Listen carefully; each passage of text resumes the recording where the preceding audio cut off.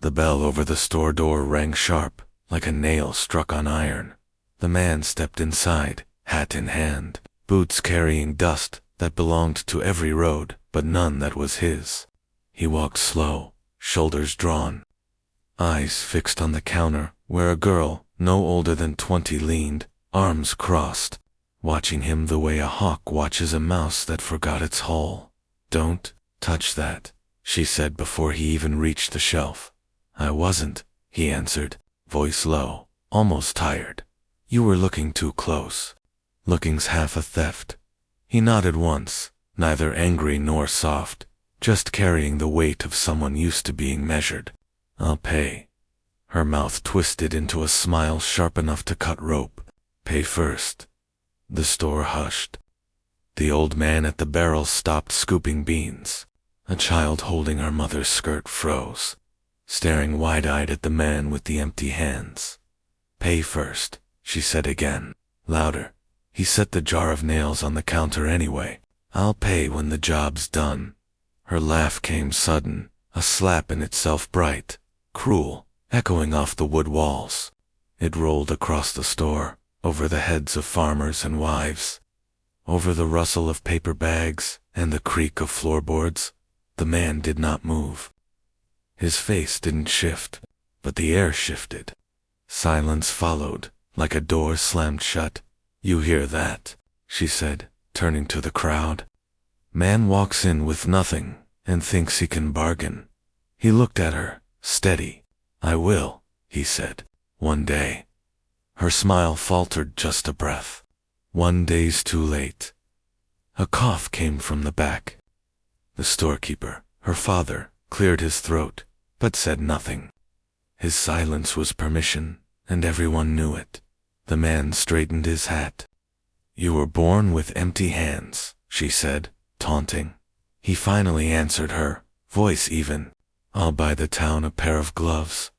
A ripple of uneasy laughter broke from the men near the stove. Not kind laughter, the kind that hides its fear in mockery. The girl leaned closer, lowering her voice, though everyone heard. "Gloves won't hide dirt, mister." He picked up the receipt she'd scribbled, though he hadn't been sold a thing. He held it like it was bleeding. The child whispered, tugging at her mother. "Why's he not mad?" The mother hushed her, pulling her close. The girl tapped the counter, quick and sharp. "Next." But no one stepped forward. They all watched him, waiting for a crack, a word, a move. He gave them none. "Go on," one man muttered. "Ain't your fight." The man looked at him once, then back at the girl. "It's always my fight," he said quietly. Her father shifted again, hand brushing the edge of the shotgun that hung under the counter. Not raising it, just reminding everyone it was there.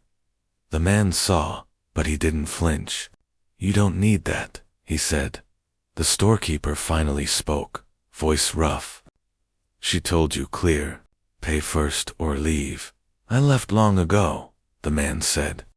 His eyes stayed on the girl, not the gun. "Just passing through the ashes." "Then pass quicker," the father said. The girl folded her arms again. "You hear? Get out." He turned, slow, the receipt still pinched in his fingers. The child by the beans whispered again. "Mama, why he holding paper like that?" The mother whispered back, "Because sometimes paper cuts deeper than steel." The bell over the door rang when he pushed it open. Rang again when it swung back. Rang a third time as he walked into the dusk, not looking behind him. The sound hung longer than it should have, as if the bell itself knew this was no ending. The girl let out another laugh, though weaker now. "Fool," she said. No one laughed with her. Her father grunted, turning away, muttering under his breath. "You don't feed a fire by mocking it." She stiffened. "He's nothing." The old man at the barrel spoke for the first time. "Nothing don't carry itself like that." The girl turned on him. "You taking his side?" "I'm taking no side," the old man said. "I'm just saying I've seen storms walk quiet before, the sky split open." Her face tightened. "Storms pass. Some storms stay," he said. The girl looked at the door, still swaying on its hinges, the bell finally quiet. For a moment her smile cracked, a hairline fracture no one but her noticed. Next, she said again, louder this time, as if her voice could wash the air clean. But the store felt different now. Everyone knew it. The silence had weight. The man's words lingered. One day, outside, boots scuffed on gravel until they faded into the wide breath of evening. The receipt in his hand trembled with the breeze, edges curled like a wound refusing to close. And though he was gone, the bell over the door rang again, faintly. Without being touched, the bell that wouldn't stop the bell followed him into the street, a sound that refused to ever close. He walked, hat low, and the receipt folded small until it stung. Dusk pressed on tin. Gravel cracked under his boots. He did not look back. A boy on a bicycle coasted alongside. "Mister, you gonna start a fight?" "No." "Looked like it. I don't hit children," he said. "Or fools who haven't learned yet." The bell kept talking in his head, softer now, like watered down a pipe. He turned up the lane toward the house that raised him, a lean box of boards and memory.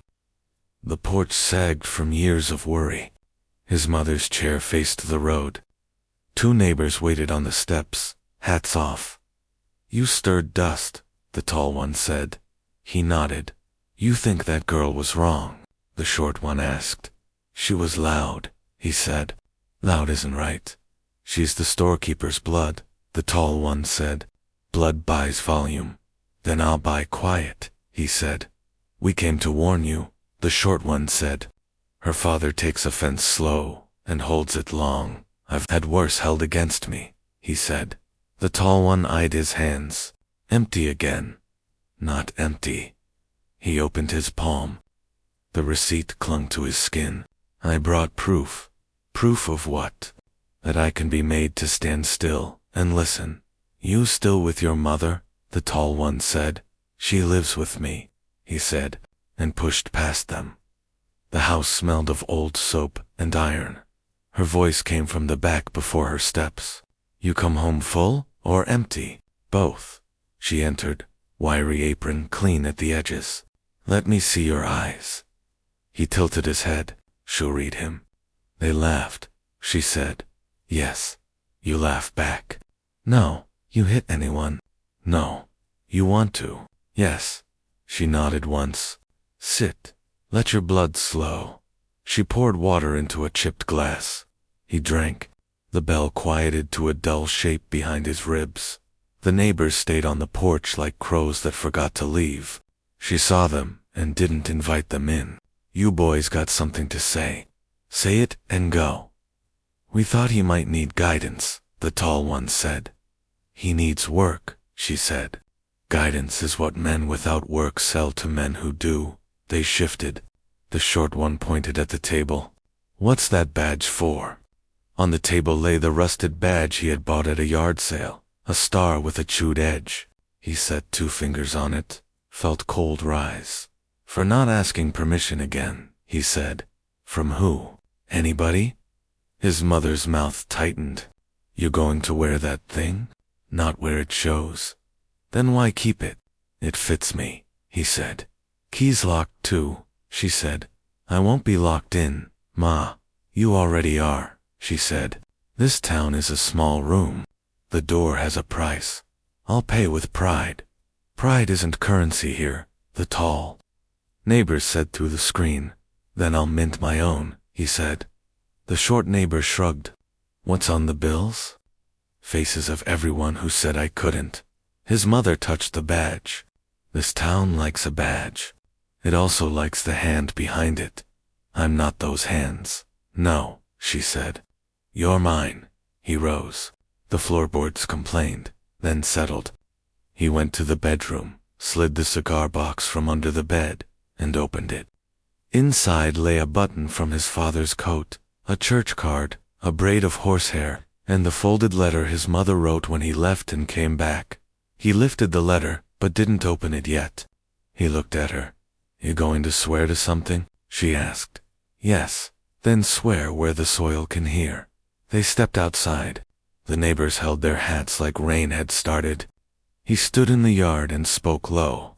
"I won't ask permission to be a man. Who are you telling?" The tall one asked. "Himself," his mother said. "He's the only one who listens when the town goes deaf." He crouched, tugged off his boot, slid the badge into the lining where the leather had split, and worked his foot back in until the star pressed his ankle bone. It hurt enough to feel true. His mother nodded. "Now the vow has a tooth." He opened the letter. Her writing was small and careful. He read the first line and felt the porch tilt. Read it out loud. She said, "No," he said. "Some words aren't for the porch." "Then carry them," she said. He folded the letter and slipped it into his back pocket. He looked down the road where the county line ran like a thread at the edge of cloth. "You leaving tonight?" she asked. "Yes." "You coming back?" "When I have something worth bringing," he said. "What's that?" "Not permission," he said. "Not a receipt. Something else." She touched his cheek. "Go before the bell starts again." He stepped off the porch. The badge clicked in his boot. The letter warmed his back. He walked past the neighbors. The street thinned to gravel, then to hard dirt, then to the pale ribbon where the county line began. His shadow stretched ahead. As it crossed the line, he began to read. He walked until the road forgot signs and turned to a pale seam through grass. When he stopped, the bell in his head had softened and the letter in his pocket felt like weight. He crouched by a fence post and took out the oldest thing from the cigar box. The paper was smooth from years of folding. His mother's small script ran tight, as if she meant the words to fit under skin. He read the top line. The letter wasn't comfort. It was a map. It named debts he owed, and debts owed that would never be paid. It listed favors that made other men tall. It drew the footpaths where secrets traveled. It wrote names warm to his mother and cold to him, hands that shook him by day and denied him by night. The first name was a preacher who blessed his father and kept the calf meant for the meal. The second was a councilman who smiled in public and stood on his mail at home. The third was a woman who borrowed $10 and never met his eyes again. Others crowded the edges. At the center, she had written a warning. The well behind the old grange is where promises go to drown. He knew the place, a dark ring of boards and thorn. Children kept away. Men took oaths there and let them sink. He smoothed the crease and read the margins where his mother had penciled sums. Next to the preacher, she wrote a date and word, calf. Next to the councilman, she wrote 3 favors with a question mark. Beside the woman's name, she wrote nothing. He pressed his thumbnail into paper and made a notch that meant pay. "You think the preacher remembers?" he asked the air. "He remembers the calf," the neighbor said. "And the councilman? He remembers crowd. And her? She remembers you," the neighbor said. He nodded now, then drew an arrow from the well, warning to the councilman's name. "They meet there. They meet where voices fall," the neighbor said. "Good," he said. "I like talking to what doesn't echo back." Bootsteps clicked on the road. The tall neighbor stood a few yards off, hands in pockets. "You reading trouble or reading out of it?" "Both," he said. "You think they'll help you?" "No." "Then why write them down?" "So I can count the cost." "Counting don't change the total. It changes the man who pays it." He kept reading. "You came to warn me again. I came to see if you'd hear a word that doesn't taste like iron. I'm hearing my mother. That letter hers. Yes, then she knows the well. She knows where this town hides its face." The neighbor nodded at the paper. "Who's on the hook?" "Everyone and no one. But 3 carry weight." He pulled the pencil from behind his ear and circled the preacher. He circled the councilman. He circled the woman. Each circle felt like tightening a belt. "You starting a list or finishing one?" the neighbor said. "Lists don't finish." He looked at the warning again. "But I can end a route. You going to the well?" "Not yet." "Why not?" "Men who walk straight to a well fall in." He refolded the letter until it was a thin blade between his fingers. I'll come at it sideways. I saw the store girl after you left, the neighbor said. She laughed again. Let her. Laughter is only air learning. It has teeth. That air belongs to her father. Everything belongs to someone, until it doesn't. He slid the letter into his pocket and felt its edge press his heart. Go on home. You're going to be all right. I've lived in all right and not all right. There's no vote tonight. The neighbor walked away. When his shape was gone, the man stood and looked at the line of trees around the grange far off, then turned toward the town's other end. The sun lowered without warmth. Shadows pulled long.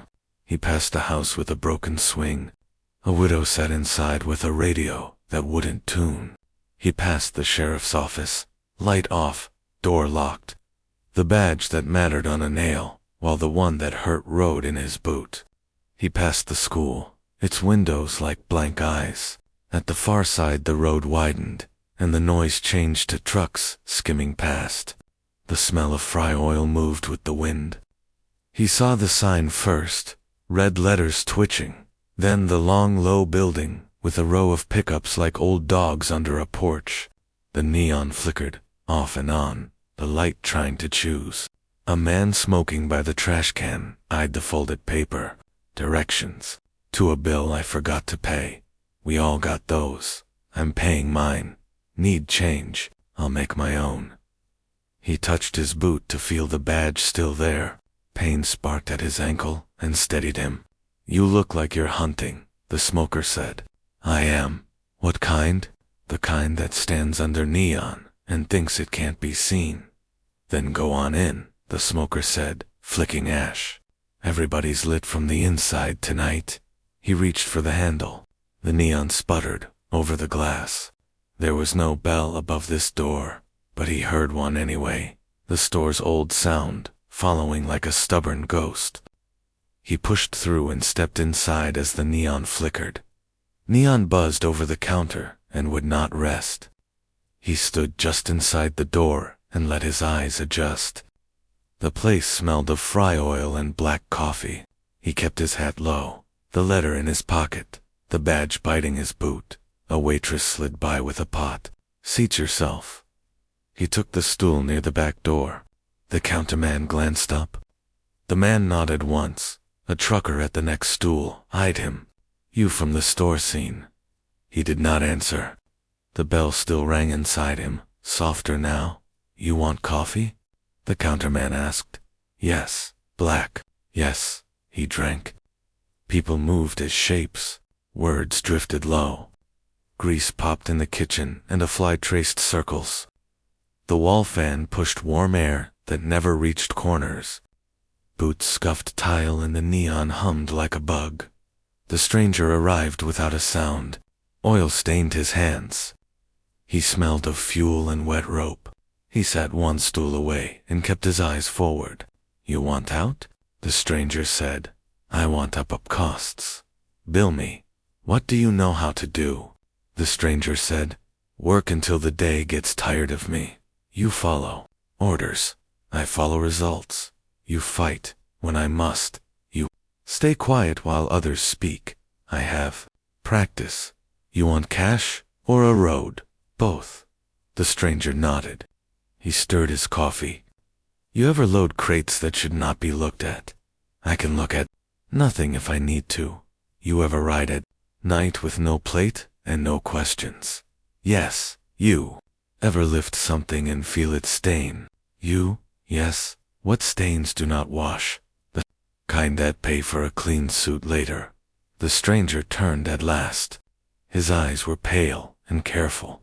You got people who will miss you. My mother will pray. That is how she misses. Anyone else? No. Good, the stranger said. Weather makes less noise than goodbye. What kind of work? Moving things from here too far. Sometimes they are only heavy. Sometimes they are angry. Angry how? They have breath. He held his face still. The badge pressed his bone. I do not ask what is in the crate, he said. You will not slow me with questions. I am a fast learner. You will need a name, I have one. You will need one that nobody knows.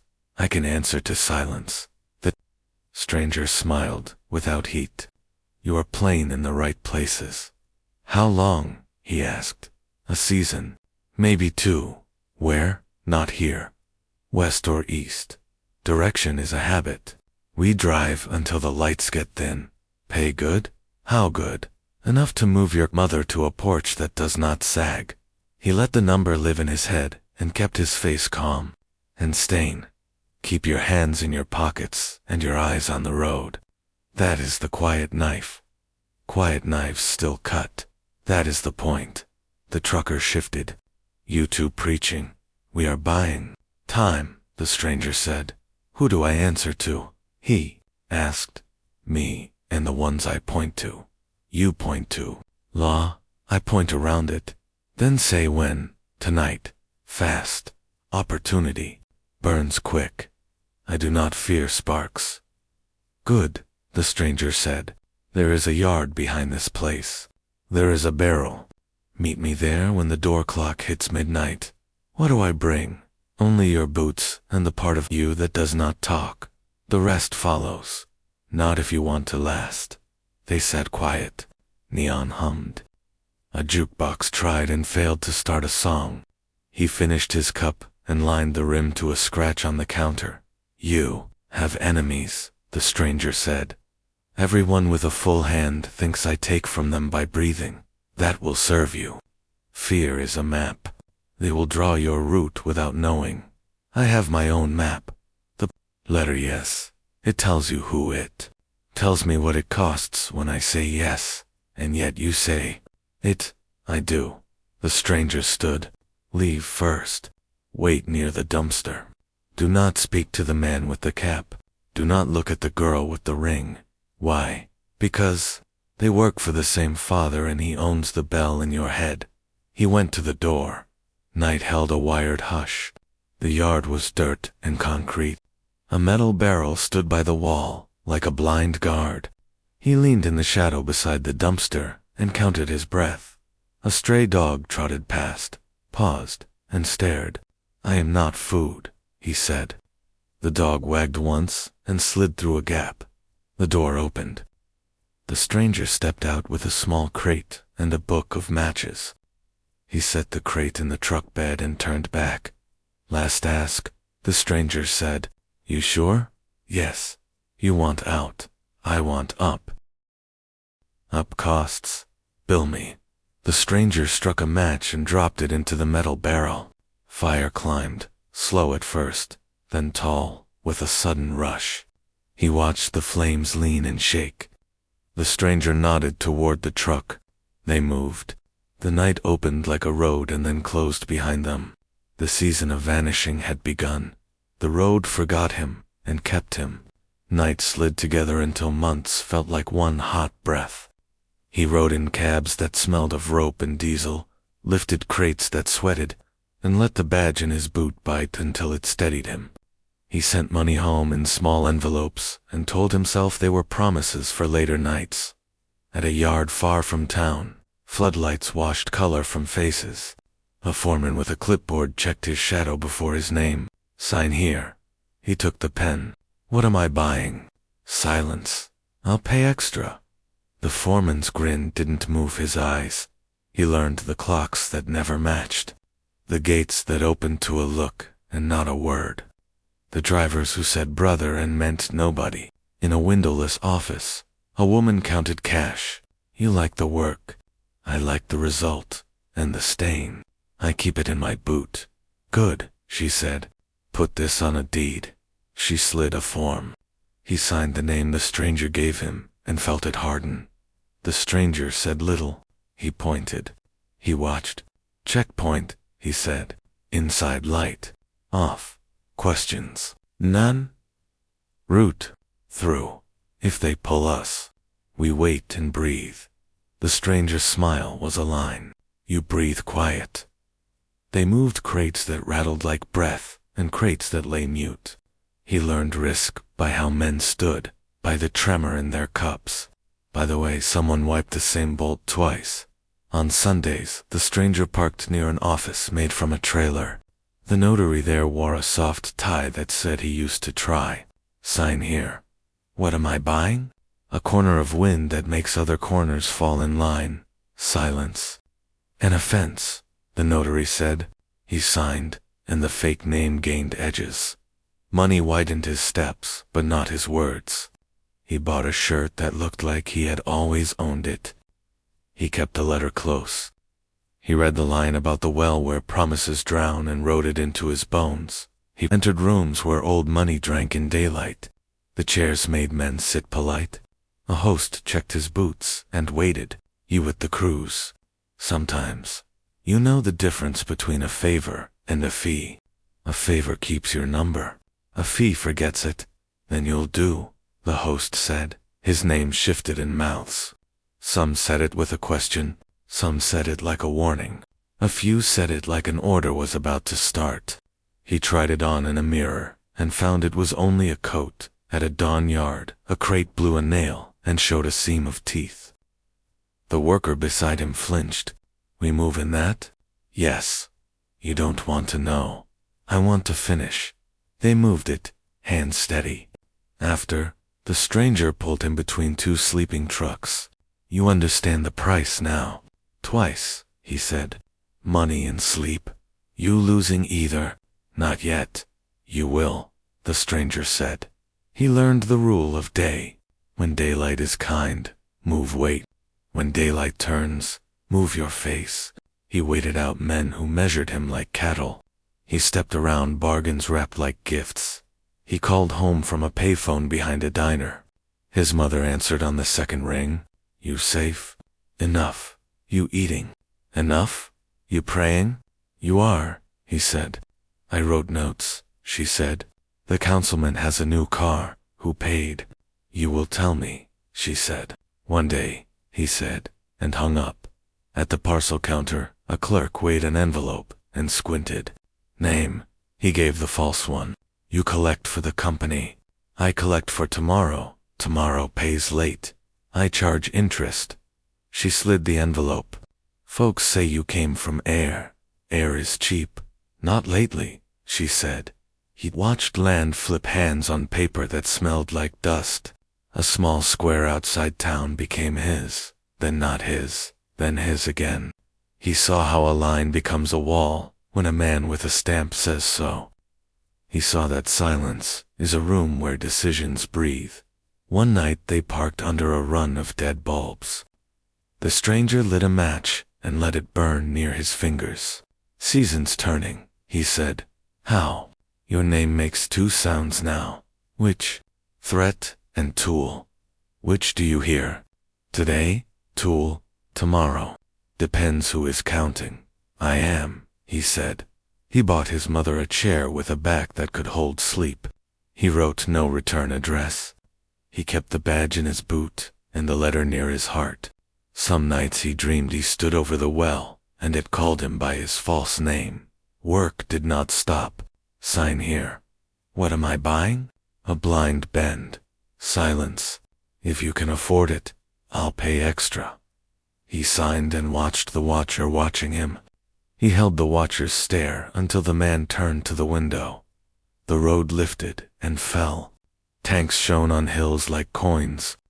He did not drink. He kept his hands clean in rooms and dirty in yards. Months later, he stepped down from a truck outside, a town that once used him for practice. The wind spoke through wire. He looked toward the road that led home and saw it blink like a slow eye. A phone rang in the general store he left behind. Across town, the woman who mocked him answered. The phone rang in the store. She let it ring twice, then lifted the receiver. The bell above the door clicked like a clock. Her father watched from the office window and kept his eyes flat. Store, she said. Static. Then a man she did not place. You hear about him. Who? The one with the new name? She kept her voice level. Names are cheap. This one is not. Who is this? A driver who sees more than mirrors, he said. Is he back? She felt her throat warm. Why would he be? Because the town is saying it. Town says plenty. He changed the price. On what you think you know, the man said. She let out a thin laugh. He used to owe me change. Now he makes exact prices. She looked toward the office. Her father did not move. What do you want? Tell your old man the trucks lining the highway have two owners. Him, and the one you laughed at. He owns half the trucks you see. A deeper voice cut in. She almost dropped the receiver. Who is on this call? Someone who counts, the deep voice said. Your father will understand the number. Tell him yourself. We did. He hung up. We want to see how brave you are. She pressed the receiver harder. I answer phones. You answered more than that last week, the first man said. He walked in with nothing, she said. I spoke a rule. Pay first. A pause. The deep voice returned. He paid. Different counter. Different rules. He is not the same man you tried to pin. I do not try, she said. I do. You did pride, the deep voice said. Pride spends quick. What do you want? Listen, the first man said. There will be a delivery this afternoon. Your father will not touch it. He will nod. He will sign. He will hold the paper steady. You will hand the pen. And if we refuse, you will not. She twisted the cord until it bit. You think he scares me? He is not trying to scare you, the deep voice said. He is making a price. What price? The kind that tells you what you are worth when you hang up, the first man said. She set the receiver on the counter, palm over it, then lifted it again. Neighbors browsed without buying. The need in her chest bit harder than pride. Say his name. You do not need it, the deep voice said. You already know it, she whispered anyway. Is he back? Back is a small word, the man said. He grew bigger than it. What does he want from us? Nothing soft, nothing simple. He wants money. He wants exactness. She thought of the receipt he held, like it bled. She hated the way the memory sat in her hands. If he steps in here again, she said, I will say the same rule. No, you will not, the deep voice said. You will say good morning. Try me. A floorboard creaked. Her father came out and stood close. Who is it? They say he owns trucks, she said. Hand over the mouthpiece. Everyone owns something until papers say otherwise, he said. We buy from wholesalers. We do not greet ghosts. They say he is not a ghost. They say he has a new name. Names change, her father said. A good ledger does not. Tell them we will not be bullied. She lifted the receiver. We will not be bullied. You will be measured, the deep voice said. Find a pen. What time? She asked. 3. Where? Your back door. She stared at the swinging flap to the storeroom. She knew every oil stain on that floor. We will see a bill. You will see a page, already marked paid, the first man said. You will sign that you saw it. My father will not like it. He will like the way his windows stay whole. She looked at the glass. Daylight held steady. A boy fogged the pane and drew a ring with his thumb. She remembered drawing rings on her breath when she was small, pretending she could keep a circle from breaking. She lowered the receiver into its cradle, then lifted it again. If he is changing the prices, she said, why tell me? Because you started the count, the deep voice said. Finish it. She closed her eyes. Fine. You will hand the pen. I will hand the pen, she said. The line clicked dead. She kept the receiver to her ear, as if the rest of the deal might return. Her throat stayed warm. Need pushed pride to the edge and let it go. Her father waited. Well, they are coming at 3. We will be closed at 3. You will not be, she said. You will nod. You will sign. I will hand the pen. He stared like she had turned into a stranger. Whose side are you on? The side that keeps the glass from breaking. We do not bow. We do not break either. He took a breath. Called the sheriff. She lifted the phone, then stopped. Not yet. Why? Because the sheriff listens to whoever taps his badge. She hung up and stepped outside, where the sheriff idled by, tapping his badge. The sheriff idled by the curb, tapping his badge. The metal didn't catch light. She stood in the doorway and kept the bell still. "We open," he said. "We never closed. You called. I thought about it," she said. "Then I remembered who answers you first." He glanced at the highway where trucks slid by. 3 o'clock, she said. "Back door." He studied her. "You know him. I knew his hunger. You mocking him was a mistake. I have a worse one. Ready? Tell me it." "I won't." He flicked the badge again. "People still listen to this. They listen to tires now," she said. "They count axles. You're scared. I'm careful. Of him. Of being wrong in public twice." Her father came out with a ledger. "Sheriff." "Afternoon," the sheriff said. "We got a delivery coming we didn't order," her father said. "I don't sign for ghosts." "You signed for louder ghosts last year," the sheriff said. "I paid for those. This is charity that bites." She cut in before the room got hot. "We will see a page, already marked paid." The sheriff watched her. "You're quoting someone. It fits," she said. Her father glared. "He threatened you?" "No," she said. "He priced us." "Same thing," her father said. The sheriff looked at his badge and saw that it stayed dull. "There are ways to put shine back," he said. "With polish or with friends. With an arrest." "For what?" "For making this town smaller than my office." "You'll need a bigger office," she said. By noon, the heat turned heavy. Old families drifted into the diner across from the store. Their shirts were white. Their glasses clicked with ice. She carried over a box of paper towels and stayed to listen. A woman in pearls watched the road. "Did you hear the number?" "What number?" a man asked. "The trucks he owns. People keep saying half," another said. "Half sounds like a story. Half is enough to make our half nervous," the woman said. She set the box down. "You need anything else?" The woman looked at her. "You sold him a laugh. He paid it back," she said. "With interest," the woman said. A man stirred his tea. "Does the sheriff still hold his own?" "His badge is tired," she said. "Tired or bought?" "Dim," she said, and left them counting ice.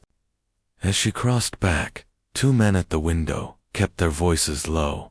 "He used to owe me change," one said. "Now he makes exact prices," the other answered. She felt the town tilt enough to test her step. The sheriff came into the diner, badge tapping the counter when he leaned. The families tried to smile. He ordered coffee. "You know his new name?" a man asked. "I know his roads," the sheriff said. She watched from the door. He felt it. "You plan to stand with him?" "I plan to stand where the glass doesn't break." "Glass breaks either way." "Then, I plan to sweep fast," she said. At 2:45, she checked the back door. The hinges had been oiled without her asking. The alley held a cool slice of shade. She washed her hands. Her father worked the front, set to refuse what he could not stop. The clock dragged. At 3, a white box truck rolled behind the store and sighed like it was done pretending. The driver hopped down with a clipboard. "Delivery," he said. "We didn't order," she said. "Paid," he said, showing the page. Her father appeared, jaw tight. "We don't sign for what we didn't ask for." "Then I write, refused," the driver said. "You can call the account holder." "Who's the account holder?" her father asked. She took the pen and handed it to her father, without looking at him. He stared at the line. "You choose now." "I did," she said. He signed small. They wheeled in boxers labeled with numbers instead of names. The driver kept count without talk. She noted weights and dates. When the last box settled, he tore the receipt and handed her the top sheet. "You good?" he asked. "We're breathing. They don't like seasons moving before they say so," he said. "Birds don't ask either," she said. The truck pulled away. The alley widened. She stood with the receipt and heard the sheriff idle on the street. The badge tapped once and stopped. He didn't come to the door. The boxers had said what he couldn't. She counted the numbers, then looked at the sky. Power had moved across the town like birds when winter changes early, sudden, and sure. She put the receipt in the till and let the drawer shut like the end of a small argument. Her father spoke without turning. "We are owned now. We are priced," she said. "By him, by us," she said. "We made the choice with a pen." She locked the back door and wiped her hands on her apron. Evening cooled by a degree no one would admit. She stepped outside alone and walked past the diner, past the sheriff, past the talk. Her path slid toward the old Grange. She had never seen the letter, but she knew the rumor. There was a well there where promises go to drown. She kept walking and whispered a prayer she didn't believe.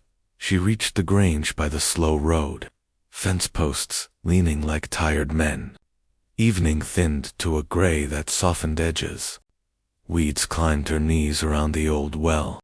Boards smelled of rust and damp. She stood a few paces back and watched for snakes. The town hummed far away. The store bell lived behind her ribs and would not quit. She had a red ribbon in her pocket, saved from a dress that never fit. She rolled it around her fingers twice. "You look foolish," she told herself. "You look cautious," she answered. The well waited, a ring of dark wood and iron nails. The rope hung down, stiff with old water and the grease of other hands. She touched the side and felt it cold. "This is nothing," she said. "This is a hole." Her voice came back thin. She kept her palm to the wood until the splinters spoke. "You came to see if it listens," she whispered. "You came to ask what you cannot say out loud." Grass moved near her boots. A mouse slipped through with a seed bigger than its head. She breathed again. The wind slowed. The boards creaked. She tied the ribbon to the rope. Neat knot, the kind her mother taught, with shoelaces and patience. "Take it," she told the dark. "Give it back," she added, not sure which part of her meant it. She lowered the ribbon, hand over hand, rope burning a little. The well took it without a sound. Halfway down she almost stopped. "This is childish," she said. "Do it," she answered. She kept feeding rope. Her palm stung. The well smelled like pennies and rain that never quite landed. She thought of the man with the new name, of the receipt he held like skin, of trucks that made the sheriff small. She thought of her father's face when he signed. There was a soft sound, like breath on glass. The ribbon met water. The sound ran up the rope and into her wrist. She closed her eyes. A steady pull rose from below. "Take it back," the dark seemed to say. "Make me," she whispered. The rope warmed, then cooled. She held steady. The well did not want ribbon, or it wanted more than ribbon. "What do you take?" she asked. The air held its breath. Her mother's voice moved through memory. "You do not feed what you cannot finish. You do not offer what you have to keep." She set her feet and pulled a little. The tug answered once. She pulled again. "Let go," she said. "Give it back." The well had other plans. The rope jerked hard enough to bite. She leaned away from the circle. "No," she said. The weeds brushed her calves. The sky dimmed a shade. "Let go," she said again. "You do not own me." The tug stopped. The rope went slack. She leaned over the mouth and listened. Water shifted. Something far below knocked softly like a hand on wood. She tasted metal. "Who are you?" she asked. No answer came, just a rise of cool air that smelled like coins and wet stone. She did not believe in curses. She believed in habit. But habit had led her here, and habit made her test the well like a door.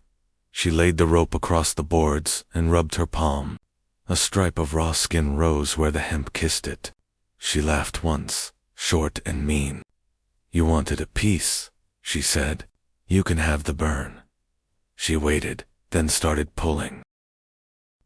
The ribbon came back slow, water heavy, red now darker in the gloom. A foot up, then two, then her knuckles at the lip. When it cleared, she wrapped it quick around her wrist, in case the well changed its mind. She stared at the wet length. It smelled like iron and rain. She looked around the field. No one stood there, no lights, no witness. She felt silly and strong at once. You did it, she told herself. You fed a story and took back the plate. She unknot the ribbon and coiled it in her pocket. Night lowered like a hand over a lantern. Crickets tried a song and quit. The wind died. The well made a low sound she could not name, like a throat learning a word. You do not scare me, she said. The sound quit. She swallowed. You do not, she said again. She stepped back and counted to 10, the way she did when panic pressed. 1, she said. 2. Her voice held. On 7, the rope twitched. On 8, it twitched again. On 9, it held still. 10, she said, and unclenched her hands. She spoke to the air like it was a person she owed. He owns trucks, she said. He learned prices. I learned where they sink. She touched the boards again. You remember, don't you? The well gave nothing. That felt like an answer. She breathed and thought of the letter he likely kept folded sharp, the line about this place where promises drown. The board under her hand had a groove worn by years of someone standing right here, thinking they could command their test. Take it back, the dark had said. Make me, she repeated, softer now.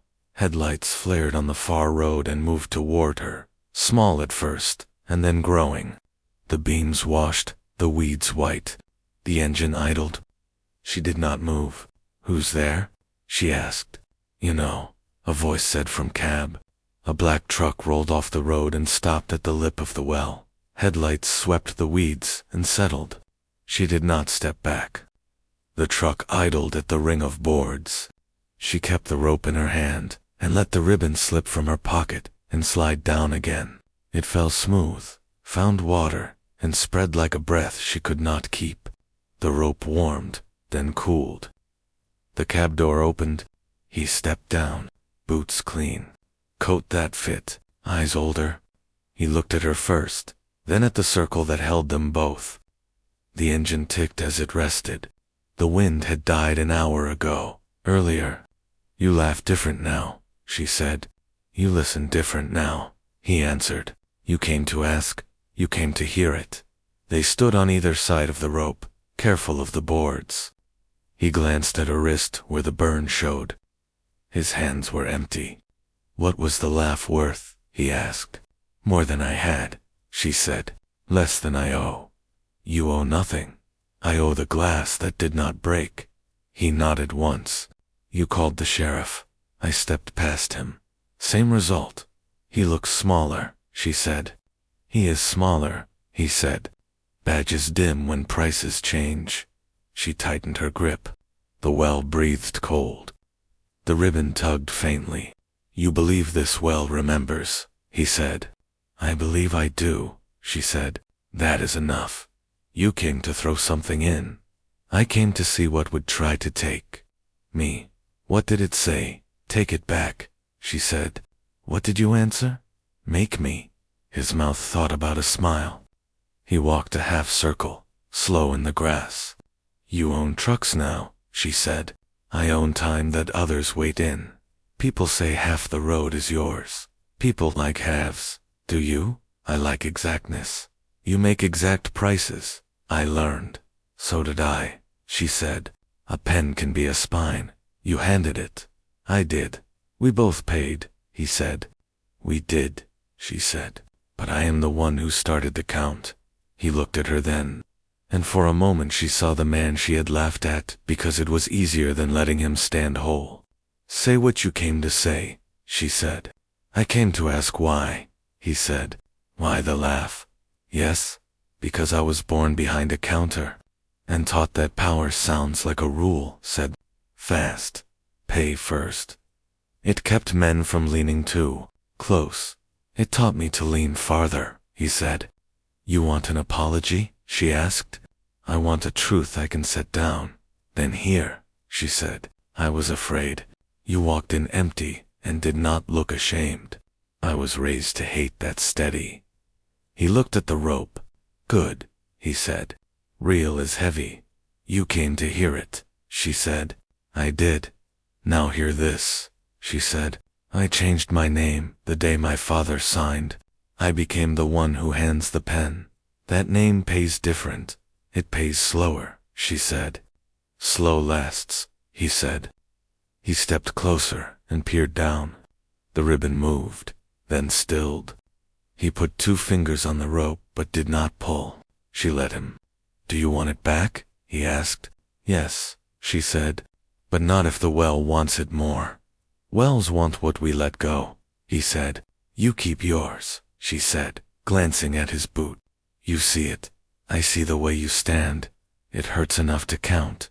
Good, she said. They listened. The field held a breath. Somewhere a radio crackled on a road, thin, static like insects. If it had words, they did not reach here.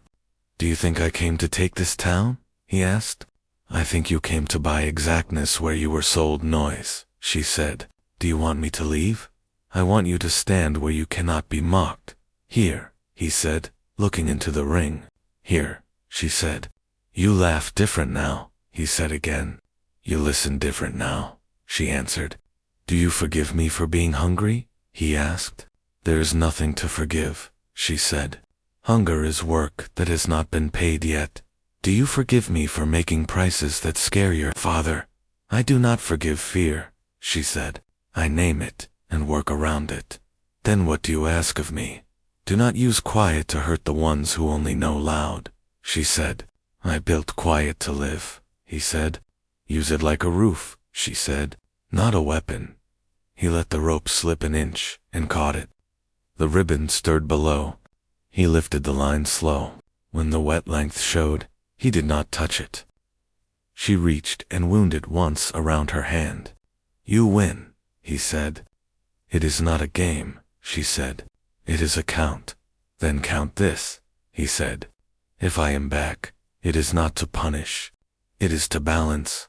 You talk like a ledger, she said. I am done being a receipt, he said. She almost smiled. Do you still want a truth to set down? She asked. Yes. I would undo that day if I could, she said. I cannot, so I will stand where I can see you whole. That will do, he said. They stayed by the lip, both holding the same line, both feeling the same pull from below. Words cut close and true. Somewhere near the road, a sheriff's radio crackled against the night. If it called their names, neither of them heard. The night held them by the well. He kept one hand on the rope and felt the water breathe down there. Her face was steady, but her mouth hadn't decided which way to be. I want the truth, he said.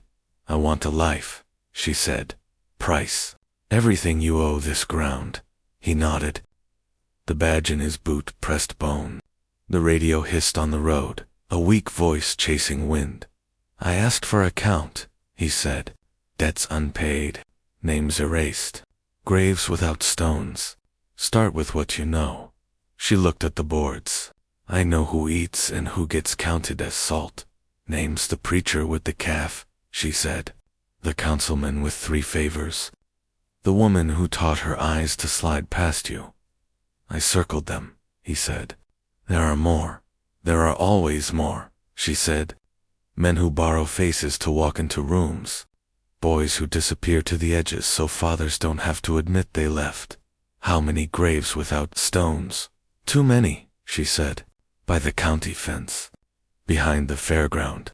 At the bend where the creek climbs and then forgets. He watched her. How many of those are yours? She flinched. None, she said. But I stood still while others were made. Then count stillness, he said. It weighs. She swallowed. You came for numbers. You want them down to the last nail. I do. She took a breath. 1, she said. The boy who loaded your father's wood when the preacher took the calf. He froze in winter Because the church stove had rules. 2, he said. 2, she said. The woman who came here for medicine and got judgment. She died watching a clock. 3, she said. A hand that reached for a paycheck and found a closed window. She stared at him. Mine. He let that sit. The rope cooled. The ribbon moved, then quieted. How? He said. I told the council office your mother's address when they were looking to trim a list, she said. It was a rumor. I made it a letter. He saw the cigar box in his mind, the folded paper worn thin. Heat rose inside his chest and then steadied. Why? Because I thought power was being close to the men who hold pens, she said. Because I could. Because I learned wrong. What did it cost you? My sleep, she said, and the right to keep your face simple when you come through my door. What did it cost her? She waited longer for help, she said. And you left for a season that did not forgive you. He closed his eyes. The badge pressed again, sharp. He kept his voice level. Say it plain. I hurt your mother to feel taller, she said. The words fell and stayed. He nodded once. Count paid, he said. Not forgiven. Counted. She looked like a person who had set down a heavy thing and did not know what hands do after. What else? He said. There is a grave at the edge of the field, she said. A small one, with no mark. I do not know the name. I do know which men parked there the night it happened. Say them, he said. She said 2 names. He knew both. They drank in daylight and made laws by lunch. They will come, he said. They already sent someone, she said, glancing at the road. In the distance, sirens started, climbed, and then faded low, as if told to be lesser than the dark. Headlights swung between trees. The sheriff's car rolled to a slow stop. He got out hard, hand on his belt like it meant history. This is my scene, he said. No, the man said. The sheriff looked at him, and then at her. You called. I hung up, she said. Then I arrived, he said, as if the order mattered more than breath. You 2 are trespassing on county property. This well belongs to our dead, the man said. You left it to them when you ran out of chalk. Careful, the sheriff said, tapping the badge. It stayed dull. You grew loud, since the store. I grew exact, he said. You think money makes that badge in your boot legal. I think money makes time, he said, and time is what you are losing. The sheriff touched his radio, stepped back from the edge. Why? The man said. Because. I said so, the sheriff said. That used to work, the woman said. He frowned at her. You with him now? I am with the count, she said, and it is higher than your station. He moved like a man who had learned violence late. The man watched his shoulders. Stop, the man said. You are late and loud. This place remembers better than you. What do you want? The sheriff asked, voice pushing toward plea. I want the truth, the man said. I want a life, she said. Price, the sheriff mocked. Everything you owe this ground, the man said, and everything your friends kept off paper. The sheriff's eyes slid toward the highway. Say the names, the man said. Say who parked by that field. Silence. The radio hissed and died. He stepped closer. The sheriff's hand fell from the belt. You'll get yourself buried, the sheriff said. I already was, the man said. You just didn't bring a stone. A hiss of gravel came from the ridge. Lanterns rose there, points of weak fire climbing the dark. Figures gathered, slow and sure. The old family's patriarch stood among them with a deed rolled in his fist like a noose. The sheriff turned toward the lights. The man kept his hand on the rope and waited for the count to begin. Lanterns lifted the ridge. The old family came down the slope with boots that kept clean. The patriarch walked in the middle, a rolled deed in his fist. The sheriff stood between them and the well. The man kept one hand on the rope. The woman stayed by him, eyes on paper. The patriarch stopped at the circle and looked into the dark as if it belonged to him. He spoke soft. "Sign, son. I am not your son," the man said. "Everyone born here is. Not anymore." The sheriff cleared his throat. "We are here to settle. We are here to count," the man said. The patriarch unrolled the deed. It cracked. "A merger. Your roads with our land. Your trucks with our permits. Your name with our blessing. Your blessing comes with a collar," the woman said. He smiled without teeth. "I respect a lady who reads fine print. I read traps," she said. "This one smells like surrender." "This legacy kept the town safe," he said, tapping the paper. "Pages like this kept the wrong sort from mistaking hunger for a crown. Pages like that kept us small," the man said. "Small survives." "Small for who?" the woman asked. "For those who understand scale. A ledger is a prayer that answers back." "Tell them what the paper buys," the man said. "It buys peace. It buys silence," she said. "Silence is peace. Silence is a room you locked," she said. The man looked at lantern faces, at sons copying their fathers, at wives holding purses like shields. "Name the price. You sign. Your trucks fold into our company. We set prices so people can afford calm. We carry your debt and wash your hands." "My hands are clean," the man said. "Nobody here is," the sheriff said. "Your badge is not," the woman said. The patriarch lifted the deed so the ink caught light. "Paper nooses, keep the peace. Rope nooses, ruin reputations. Be civilized. New names for the same choke," the man said. "If you fight us, roads close and green lights forget you. Permits dry up. Men stop taking your calls. I drove without plates and made my own green," the man said. "That was luck and night. It was will and work," the woman said. "We can make you rich and still." "I want neither," the man said. "I want exactness. Exactness is a luxury we issue." "Sin, son. I am not your son," the man said again. The sheriff pushed a pen. "Do the right thing. We leave with handshakes." "What is right?" the man asked. "Order," the sheriff said. "Order for who?" the woman asked. "For everyone who remembers how to behave," the patriarch said. "You mean everyone who behaves for you?" she said. A murmur moved the men. He lifted a finger. "You mocked him in public," he told her. "You gave him a legend he did not earn. He earned it the minute you told him to kneel," she said. "This town was kept safe by fathers who knew the mercy of limits. Join them, or drive against them, and see what breaks." "Limits break first," the man said. "Not ours." The well breathed. The rope cooled in his palm. The hidden badge bit his ankle. "Say the last price," the man said. The patriarch's eyes softened. "Sign and we carry your mother to a better porch. We fix boards. We fund a winter coat and a fence to keep coyotes guessing. We write your name where it cannot be erased." "Say the other part," the woman said. "You do not ask who parked at the edge of the field. You do not ask who told the sheriff to arrive late.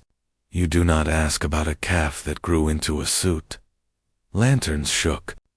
The sheriff smelled the trap and looked down. The man watched the woman. "Do you see it?" he asked. "I see the knot," she said.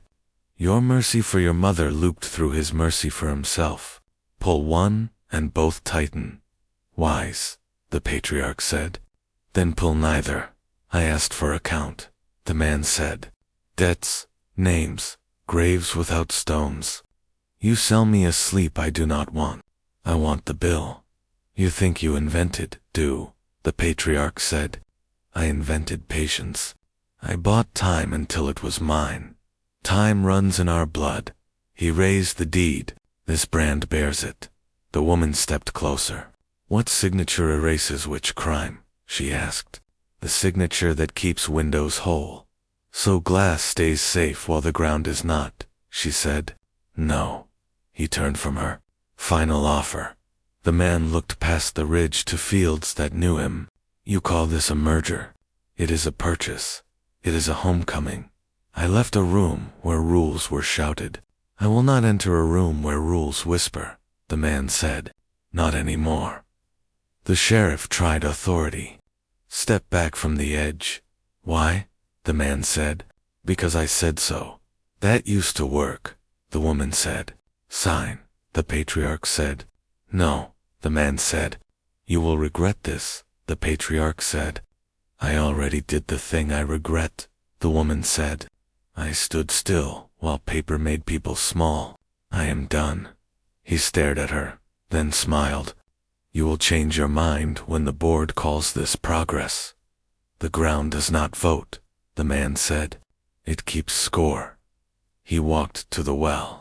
He set the deed on the stone lip where names go to learn their weight. He took the rope with both hands. The ribbon rose from the dark, wet and sure. He held it between finger and flame while the lanterns watched him decide which story would burn and which would stay for everyone to see.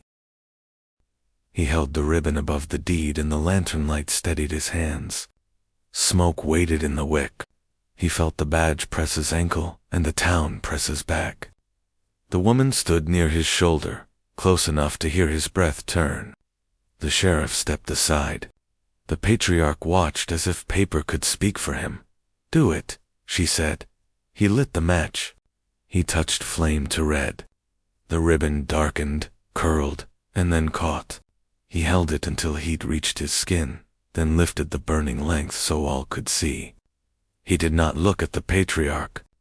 He looked at the circle that had kept him honest when nobody else would. I'm not for sale, he said. Neither am I, she said. Then what are we? To people who won't beg. The ribbon burned down. He lowered his hand and let the last ember fall into the well. Smoke drifted, turned once, and went down. The water took it without sound. The sheriff cleared his throat. You think fire writes law? No, he said. It ends a pattern. What pattern? The one where loud men count my days for me. The patriarch lifted the deed. You burned a string. You did not change a page. He set his palm on the paper. Pages change when hands do. He slid the deed back to the patriarch without tearing it. Your offer is a cage. I walk. You will come back, the old man said. Then you can wait. Lanterns steadied. He kept his voice calm. I asked for a count. Debts, names, graves without stones. We begin tomorrow in daylight at the fairground bend. Bring the books. The sheriff looked to the ridge, then to his badge. You telling me how to run a county. I'm asking you to do your job. You buying my job. No, I'm dropping the bill you owe. The woman stepped forward. Hear me, she said. I mocked him to feel tall. I helped shrink a door that should have stayed open. I'm done making small rooms. I will name what I see, even if it shames me. That is my vow. You two think speeches fix fences, the patriarch said. Fences fix when hands lift rails, she said. Bring yours. A breeze moved once and stopped. The smell from the well lost iron. The smoke stayed. Below. Is this peace? The sheriff asked. It is work, he said. Work needs orders. Work needs. Lists start one, she said. Tomorrow, he said. Not for revenge. For choice. The sheriff rubbed the badge. If I stand with you, I lose old friends. If I stand against you, I lose sleep. Stand with the ground, he said. It remembers longer. You make that sound simple. It is honest. The patriarch folded the deed. You will find people want quiet more than fairness. Then they can come and take it in person, the woman said. No more secret doors. The sheriff's radio crackled and hushed. No one reached for it. He turned to her. What do you want when the count ends? A life price. Everything I owe this ground. She drew a breath. I will not use your quiet to hurt the loud. Good, he said. I will not use loud to buy quiet. She looked at the rope, then at the smoke that did not return. We can use this place without feeding it, she said. That is the rule now, he said.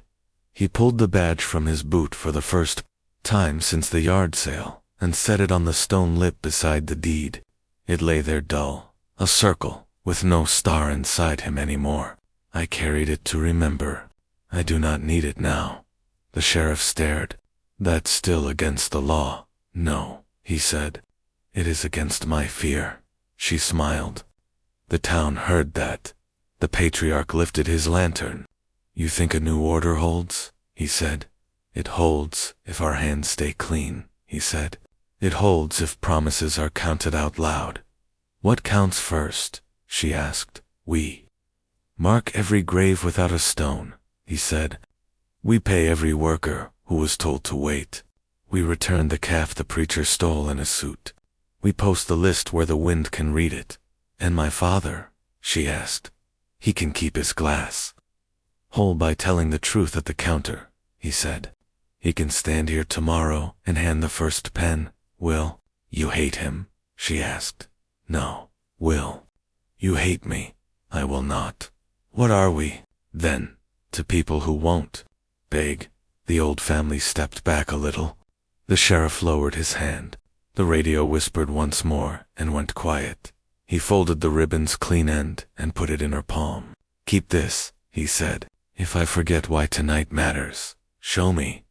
You will not forget, she said. I might, he said. Men do. Then I will remind you, she said. That is my rescue.